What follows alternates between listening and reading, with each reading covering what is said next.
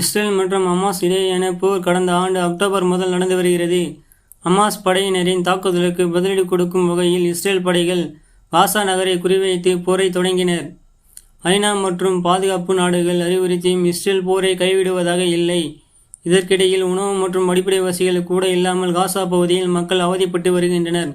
காசாவில் இதுவரை 21,000 சிறுவர்கள் மற்றும் பெண்கள் உட்பட 30,000 பொதுமக்கள் உயிரிழந்துள்ளதாக காசா சுகாதாரத்துறை அமைச்சகம் தெரிவித்துள்ளது. இந்நிலையில் உணவு மற்றும் மனிதாபிமான உதவிகளை பெறுவதற்காக வடக்கு காசா பகுதியில் பொதுமக்கள் காத்திருந்தனர். அப்போது அவர்கள் மீது இஸ்ரேல் இராணுவ படைகள் திடீரென நடத்திய தாக்குதலில் 150 பாலஸ்தீனியர்கள் கொல்லப்பட்டனர். மேலும் பலர் காயமடைந்தனர். அந்த காட்சி காண்போரை கலங்க செய்தது.